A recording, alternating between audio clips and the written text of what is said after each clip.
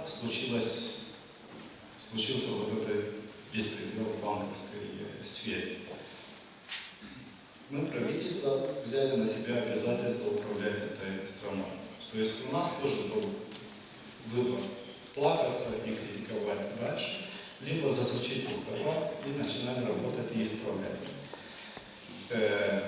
То, что все кричат, что не должны были это переводить на госдолг, что должны были найти всех виновных, вернуть деньги и так далее. Да, это было бы хорошо, если бы это было возможно сделать быстро. Но я вам приведу только один пример. Вот представьте, что у кого-то там воры украли черепицу с крыши дома. И вот все его соседи кричат ему: ты не покупай другую черепицу.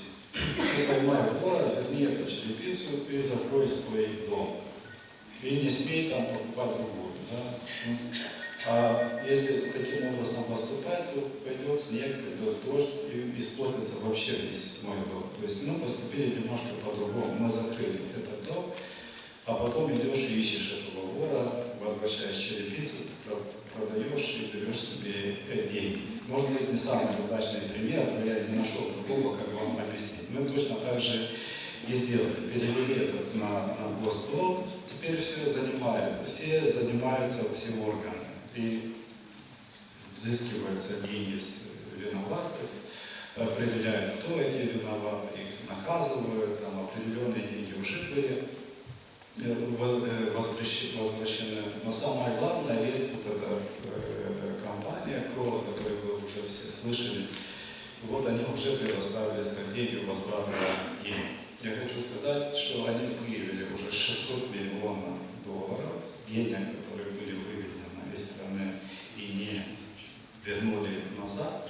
И теперь, согласно этой стратегии, мы пойдем в исках в разных странах и будем пытаться возвращать эти деньги. Но если бы мы тогда не перевели на госдолг, я вам расскажу, какой был бы сценарий. У нас не было бы соглашения с Международным валютным фондом, мы бы не разблокировали финансирование со стороны Евросоюза. Это означает, что мы теряли бы в 10 раз больше в году, чем вот эти деньги, которые мы будем платить за закрытие этого кредита Национального банка. Я говорю, что теряли бы эти деньги, потому что мы их не получали в качестве гранта. Это бесплатные деньги, которые наша страна получает. Поэтому, конечно, очень легко критиковать. Лучше, чем работать. Но на самом деле просто нужно иногда засучить рукава и работать. Потому что просто плакаться и жаловаться никто не придет и не решит за тебя.